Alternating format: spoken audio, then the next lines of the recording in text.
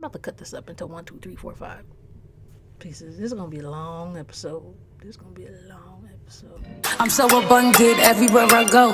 Look up at the sky, I can see the money flow. My soul is a tree, every day I will grow. Love and peace are the seeds that I only plan to throw. If you have not seen the first video before this on part 1, then you're probably gonna be a little lost of where this is going. But this was a long freaking video, and for the purposes of me having to, upload, and then instead of making it a whole hour video, which I could have, but it will just take forever to upload, I decided to put both of this whole episode into 2 parts. So this is going to be part 2, continuing on from talking about relationships in the lovers and friends episode. So if you didn't go look at part 1, go look at part 1, then come back over to part 2. All right, thanks. But like I said, never gonna sit here and regret that experience, because it definitely taught me a lot. It taught me that specific thing. You gotta know what you gotta understand when you're dealing with certain things. You gotta be prepared for it. Sometimes being young, you're not fully mentally prepared, but sometimes you can. I'm one that likes to take on a challenge, so it is what it is. But then, yeah, so that showed me how to deal with kids at a young age, which I could say that prepared me for dealing with kids in general. And I always, just like I said, I love being around people anyway, and I feel like kids are always cool with me. I'm always cool with kids. Like, I got kids on my street that always ask me for crystals every time they see me.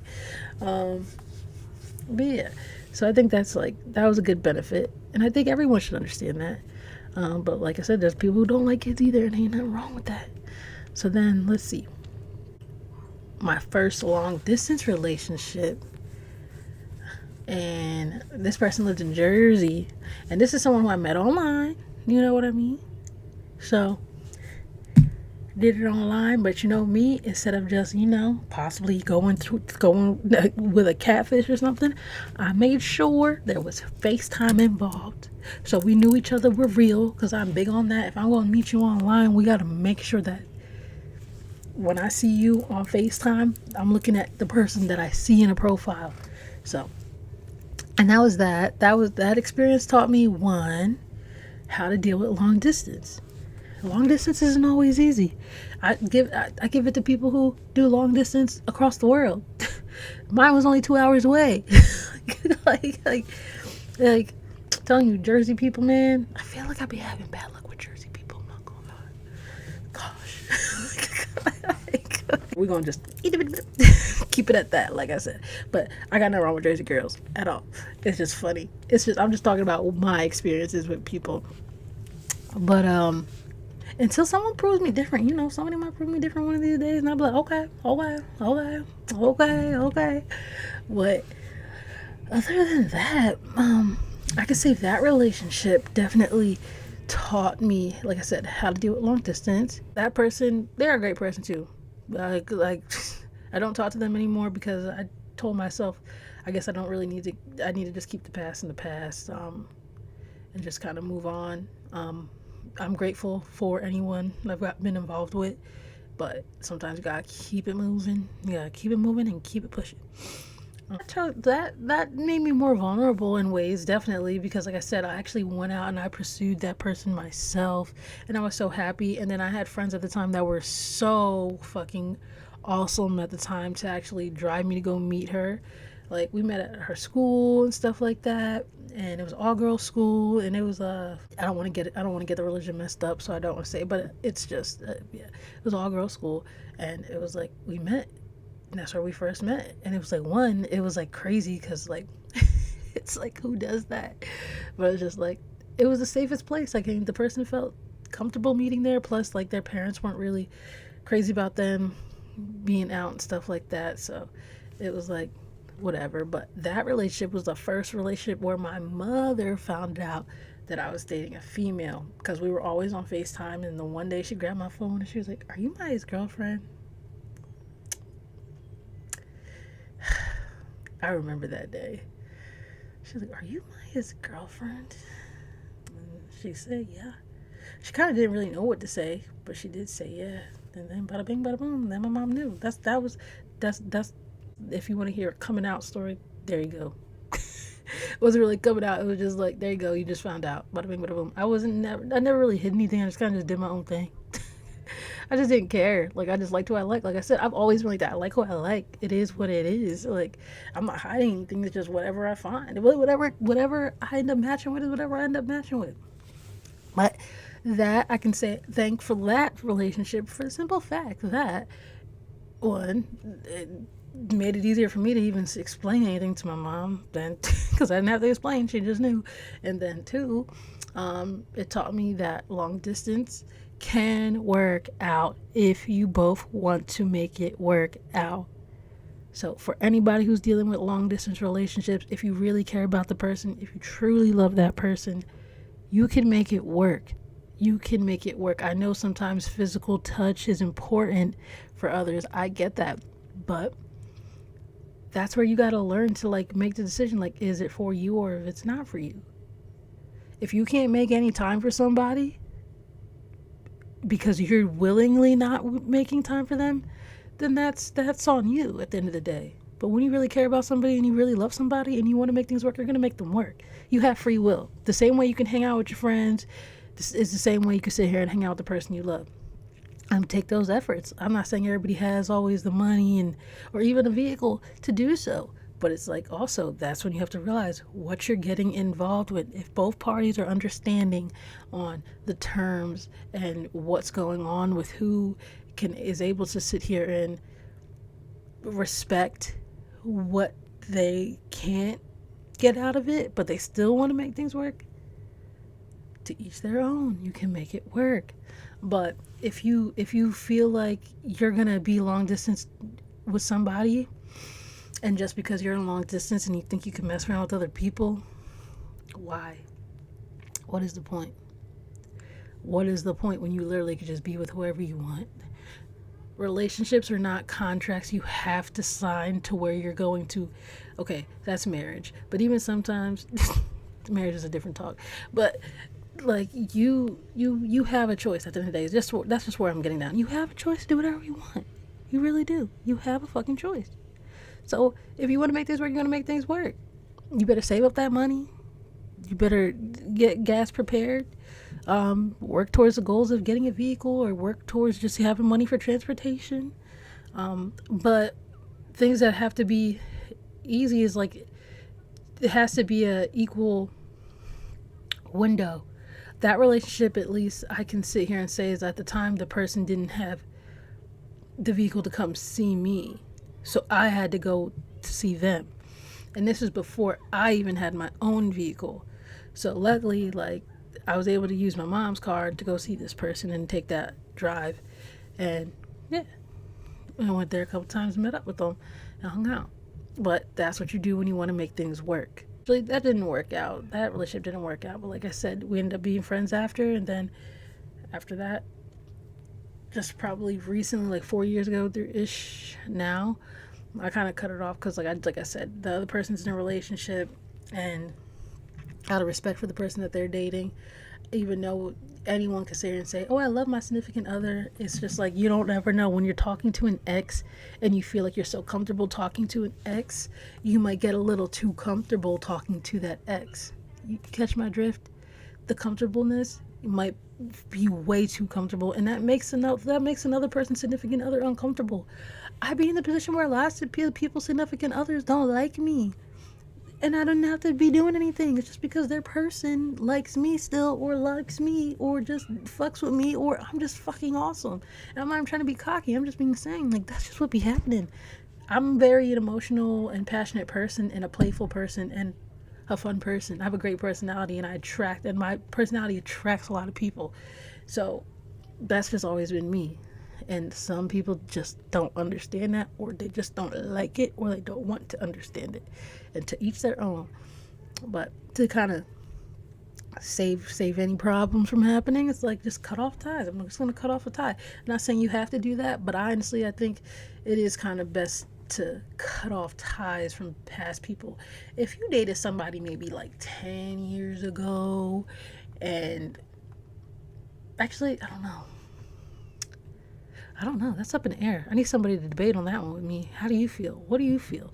What do you feel when it comes to exes. Like, how long should there be a specific term, like a specific amount of years to where it's like okay or not? Because you might find that person that you could have been broken up with them for 5 years, and then you might find out that they still want to be with you.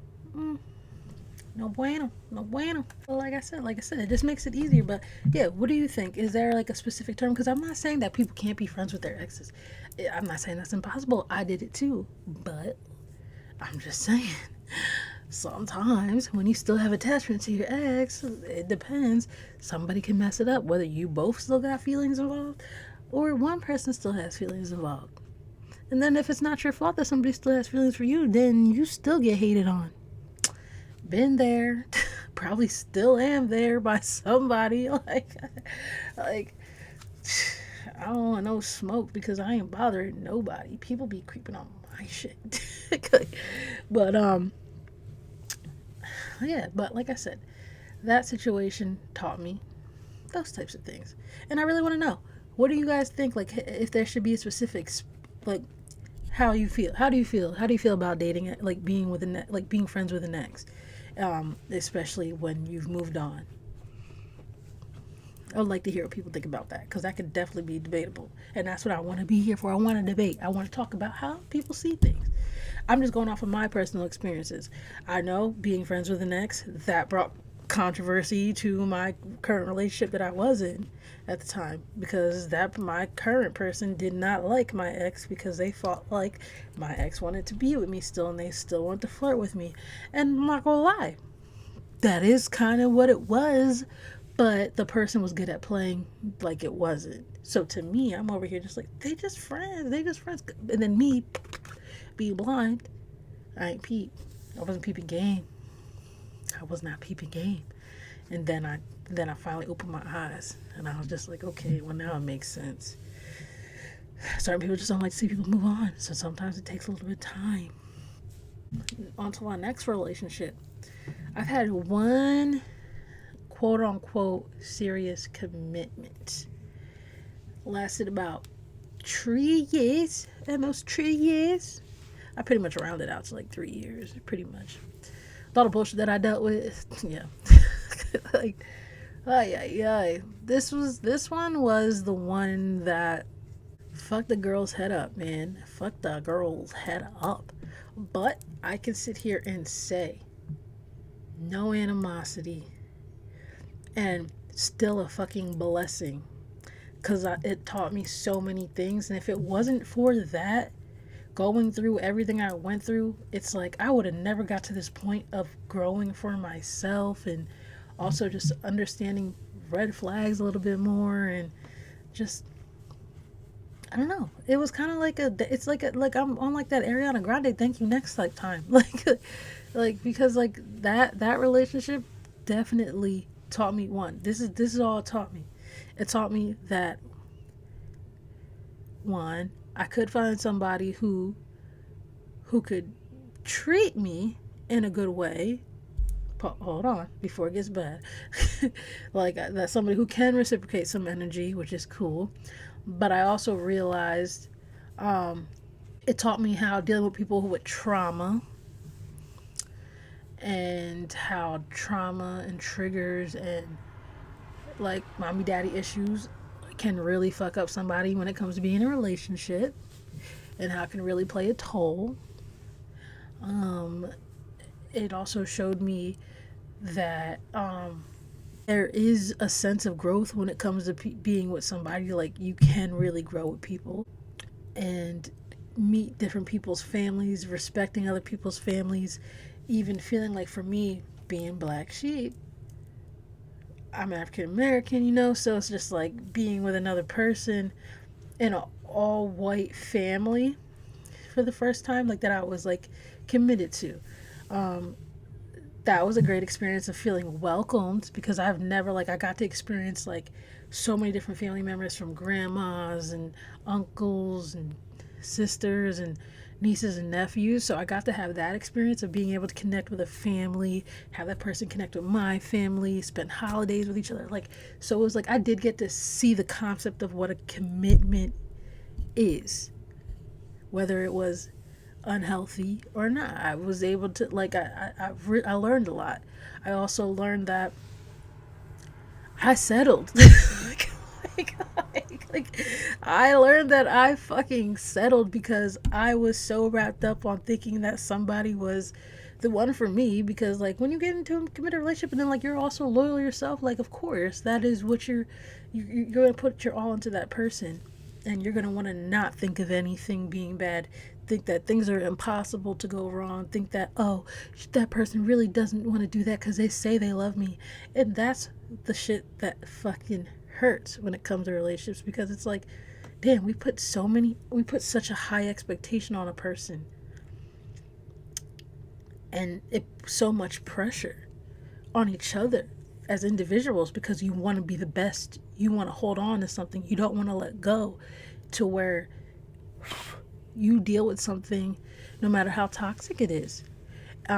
Even if you think that just like certain things are minor, they're really not minor. And even if they are minor, 100 minor things can keep on, can make a big giant explosion. You know what I mean? Like, it can make a big problem, whether you see it or not. But like, relationships and commitments, like, they can mentally, obviously they're mentally draining, they can be physically draining, like, and just emotionally draining.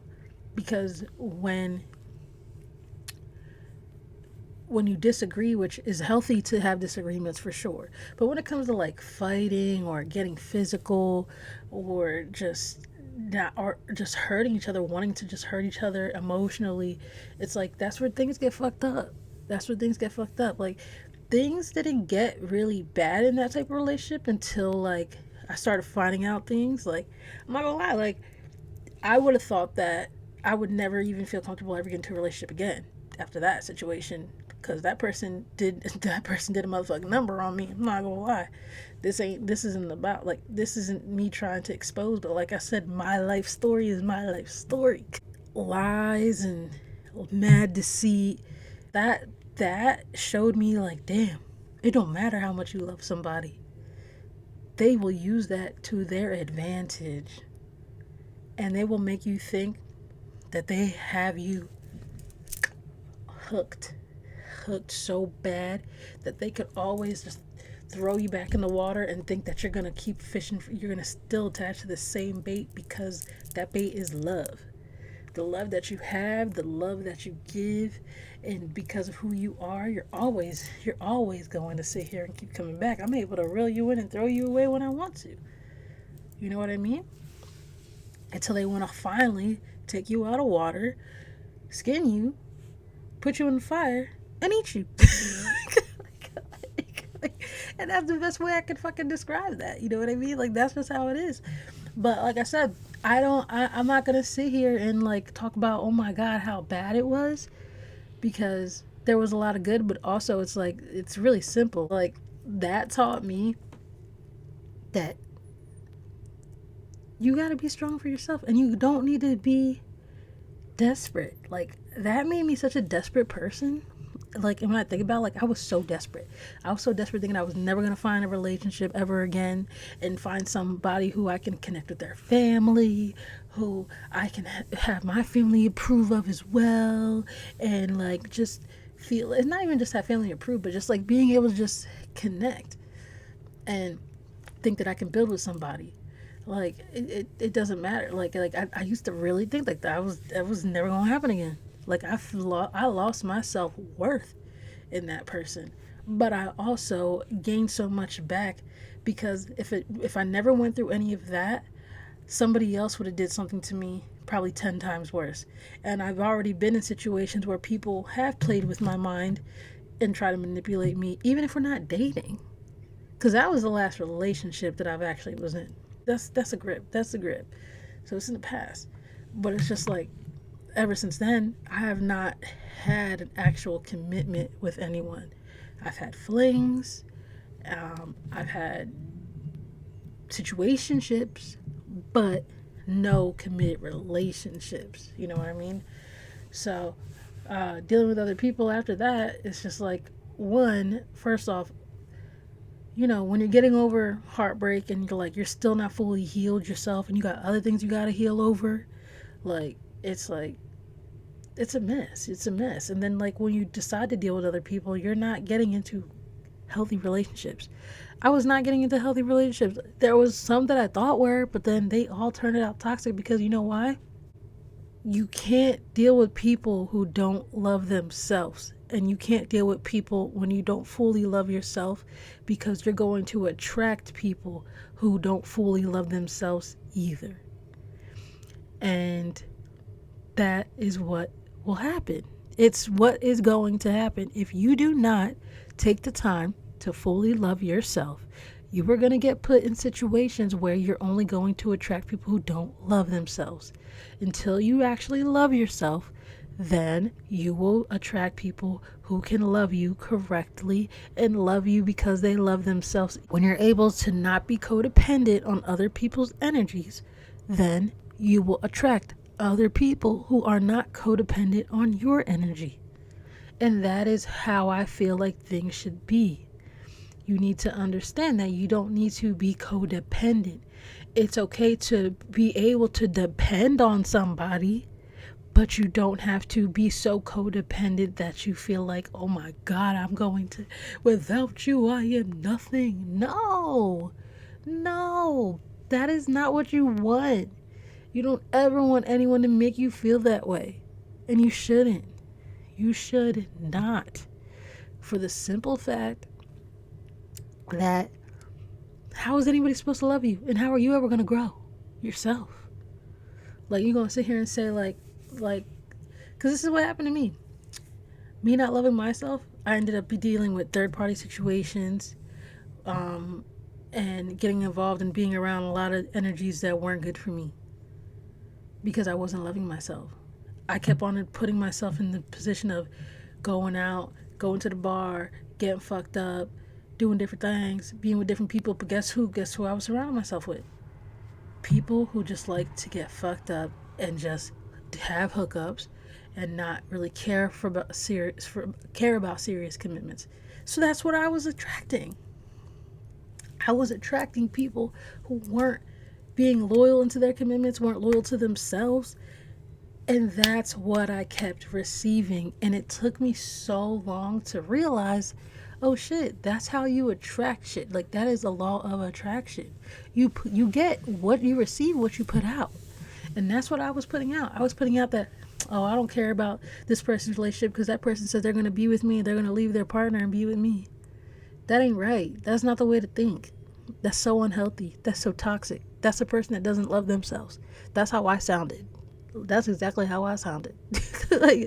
And I'm just like, I thought I had so much hope in people to deal with people, and no, I got used and abused mentally, because I give so much love and comfort, and when people get attached to that, they're like, oh yeah, I love this fucking feeling. I love this. I'm like the limited edition freaking flavor or drink of something that, like, you don't always come across, and you don't know when it's ever gonna come. You don't ever know if they're gonna sell it again. You don't ever know if they're just gonna put it on recall. You don't ever know when the next time you're gonna try that limited edition. And I know that's the type of energy that I exude. I know that for a fact. This is no cockiness. This is just literally by experience, and the fact that, one, people tell me this, and two, I've been told this, and two, I just know because I see what I attract. I love people. Being a people person, you read people, you learn people, and this is how it is. But like I said, I was attracting people, and also because I surround myself around certain that are people that are like that. That's what's gonna happen. Like, surrounding yourself with people who settle will make you settle for less. And being around and seeing growing up a lot of people that have settled for less and have not really cared about making things best for themselves and loving themselves to the fullest, that I started to follow the same footsteps. And then I realized, like, no, I don't want to do that. I'm trying to switch the motherfucking game, because I do love myself. And I finally did get to a point where I do love myself, and I just want to keep on loving on myself. Am I open to other people? Yeah, but I'm okay. Like, I don't really need. I'm not in the position of needing another person. And that's what I think everyone should get to. That's 100% what I think you should get to. Not wanting to need other people.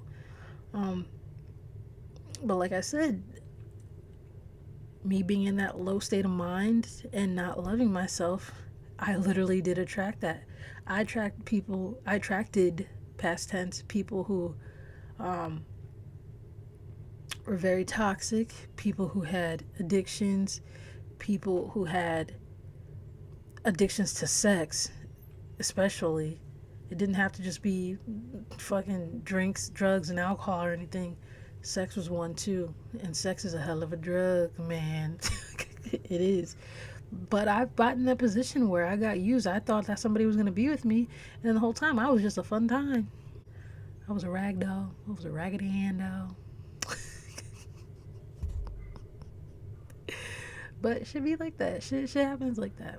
I mean, shit. I was for it when I thought there was going to be more. And then once I found out I was being used, I was like, damn, that shit fucked up. So then I finally had to start putting some boundaries, and I had to start saying no. Like, no. Like, we friends, right? We friends. But at the end of the day, I shouldn't even still did that. But then I did get to a point where I did walk away from it because I knew it was something that wasn't for me. It wasn't healthy for me. Me and that person weren't healthy for each other. Because I lost a lot. Dealing with people. And that's what I've also realized. When I'm focusing on myself, like, I get so much abundance and I just be on a good path. And then when people try to attach to me, and especially if they're not healed, and if they're not used to kind of a lot of toxic ways, it's no bueno. It is no bueno.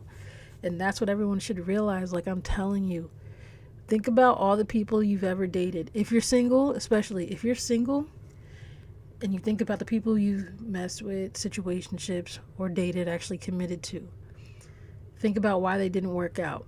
Think about where you were at life. Think about where you were finding these people. Think about where you were meeting these people. And think about where, like, what type of, like, what similarities that you guys had.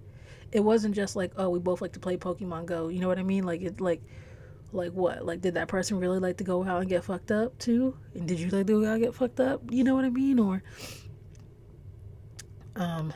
was it somebody, like, were you somebody who are currently, if you still currently are you someone who doesn't care about being the mistress, or whatever, like the side person? And you're dealing with somebody who cheats on their person, and you're okay with being the side hoe, whether you're a male or female or whatever you go by? You gotta think about that, because when you are okay with that and you accept those things, hell yeah, you're gonna keep attracting those things. You're gonna keep on attracting ain't shit people if you are being an ain't shit person yourself. Like, that's just what's gonna happen. If you have an addictive personality, you're gonna attract people with addictive personalities. And like I said, and that could be in any type of addiction. You can see that there's a reason why there was probably an attachment. But I'm not saying that doesn't mean those types of people in your life you can't make something work. But I'm gonna say, like, you have to understand what you're getting in return. You really got to look at yourself at the end of the day. You really got to reflect on yourself. And some people, we don't like to do that. Trust me, for the longest time, I wasn't doing it. But you got to. You have to. Like, you gotta make sure people are really genuinely there for you. And if you are putting out genuine love and care, then you should get that in return. Yes, you're probably gonna be like, well, you could still be the nice person, do the right things, be a loyal person, but still receive bad people. That's when you gotta nip it in the butt. That's when you gotta pay attention to the red flags. That's when you gotta pay attention to the same patterns. That's when you gotta have a thing called boundaries. You have some boundaries, it can save your heart. Trust me. You nip things in the butt early, you don't gotta worry about giving no ass whipping later. You know what I mean? And that's how you should have to think about it. Like I said, if you only want to worry about going out, getting fucked up, you're gonna end up attracting somebody just like that. Now, if you're somebody who likes to have a good time respectably, but you know how to have boundaries with yourself and have limitations, yeah, you can attract somebody in the same type of way. There's even situations where one party may not drink at all, and the other person may still like to drink. That can work out if you're somebody who can have control, if you're somebody who can respect another person's boundaries and understand that you're not trying to force them to be like, oh, come on, you haven't had a sip in 4 years? Oh, well, come on, one sip won't kill you. No, no. You're telling that person that you should not probably be on the bracket. Like, if you're willing to fuck somebody else's free will and happiness up, then yeah, then you're the toxic one. I'm sorry, you're toxic for that. But if you respect, then you respect. There you go. There's a compromise. That's called healthiness, and shit like that can work out. You feel me? You put down the low, I started attracting, call it law of attraction.